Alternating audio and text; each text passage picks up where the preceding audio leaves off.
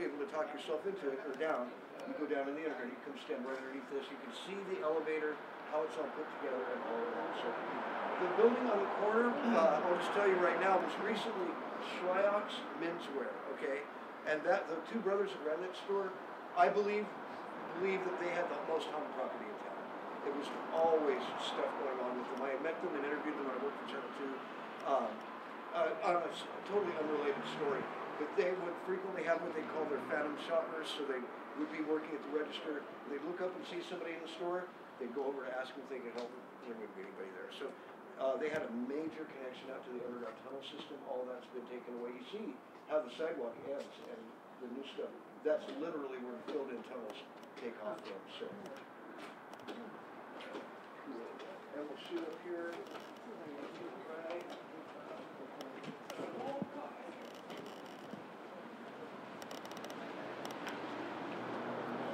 Good evening, ladies and gentlemen. What you're watching tonight is part of the Salem's local culture, and that's Tim King and Salem Ghost Tours. Right now, you're going to get to know to see that Tim's working with a broken foot, so he's actually conducting his tour in a wheelchair. And we're going to go up here. You stay tuned. We'll catch up with you in a minute. Of the Civil War, Cyrus Reed was of a mindset that did not agree with the way women were treated. So he was like a male suffragette, and it makes me proud to even know how he conducted his life. He brought Susan B. Anthony here to speak. You know, they did conducted a lot of efforts to try to change things. When this building was built, the second floor was the theater. The theater sat 1,500 people when only 1,200 people lived in Salem. So it speaks to the ambition of this man, right? The stories here have been accumulating for well over 100 years. This is an 1870 building. There are stories about every aspect of it. Major underground tunnels, all gone. Underneath us, new sidewalk, these are gone. There was a story about, I didn't get to show you the haunted doll, but there was a lady here a few years ago who made Czechoslovakian puppets. Don't know what makes it different at being Czechoslovakian, but she would put them on display in the window every night. And then when she'd come back in the morning, they'd be all rearranged and upside down. And very, very disconcerting, frustrating things. She finally left over that. But not before she accused management of going in, manipulating her objects, which was not happening. There's a singer, Sally Parrish, that was in the building for the first 30 years of the Reed Opera House. They said she sang so beautifully. The grown men, including Presidents Grant and McKinley, just sat there and cried like children when she sang, because she was just so good. They say her voice has never left the building. Just within the last year, there was a podcast interview being done, and when on the second floor, and the sound of the woman's voice just started filling the room. The guy with the podcast got up and split. He wasn't even going to stick it out. I mean, so some people are very put off by these things, you know. There's a story about a group of kids that were getting a tour of the Reed about 3 years ago, and it wasn't a field trip. They were children of merchants of the Reed, and they were in an art gallery where the very, very expensive paintings are. And they were being told some of the history, but they wanted the ghost stories. Well, I already mentioned to you that the owner here does not agree with ghost stories. He thinks they cheapen history. So the person says to the kids, "Oh, we don't believe there are any ghosts in the Reed Opera House." And one of those very expensive paintings right behind her, straight to the floor. And nothing is done in a halfway way. It's all very professionally done. Paintings never fall, okay? Right to the floor. And the kids are like, "Whoa!"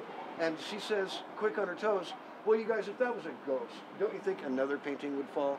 And I swear to God, the very next painting on the wall, right to the floor, within a 30-second span, both paintings hitting the floor.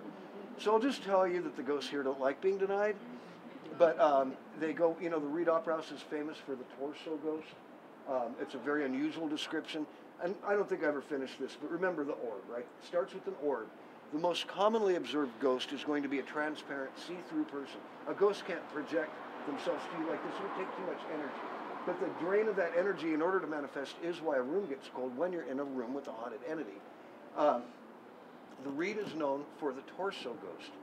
Full-bodied chest, full head, not see-through, no arms, no legs. For way over 100 years, there have been stories of torso ghosts in the Reed, including Cyrus Reed himself in a Civil War uniform, a woman in a red dress that people have talked about literally forever. And there's the weird stuff, like people report seeing a little boy in like a Napoleon uniform on the bottom floor. that walks along without his feet moving. So there are some, some kind of challenging things to try to digest and accept. But again, humanity flowing through the doors. 142 years this year is how long this building's been here. And I'll tell you that I've been all over the world, and I've ridden my motorcycle cross country all over the East Coast. I don't know of any building this old with this much to offer. 68,000 square feet. It's never closed. It's always been open. Of course, it went from being an opera house that only had one opera, and I guess that wasn't even very good. It had a lot of vaudeville and magicians and musical entertainment. But by 1905, they redid the building somewhat, and they turned it into the mall that it is today. And there are pictures of the 20s or the 30s of women lined up all the way around the corner because they sold silk stockings, and they were apparently very hard to get. I don't know. But so it's held a lot of value to a lot of people over the years. A ghost does not get stuck where it dies. That's what people, I think, miscommonly believe that from all the movies and books that we pay attention to.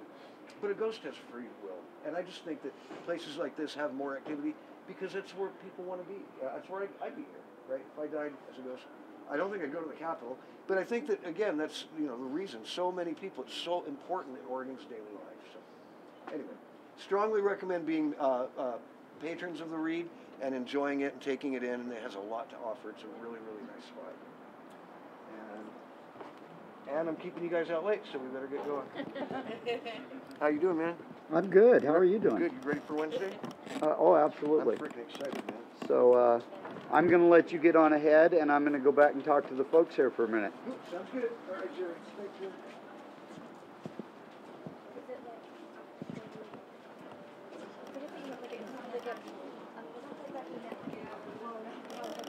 Sorry about the moving around, ladies and gentlemen. And as I said a minute ago, you're bearing witness live with Salem-News Journal, and we're watching Tim King and Salem Ghost Tours. And you just got to listen to one of his stops. This is almost the last one. You want a really enjoyable, family-friendly Friday or Saturday evening, get a hold of Salem Ghost Tours. You can find them on Facebook. And Tim's got a really good show there. It's I think it's about an hour and a half or 2 hour walk around downtown Salem. It starts at the Oregon State Capitol and ends back at the Capitol.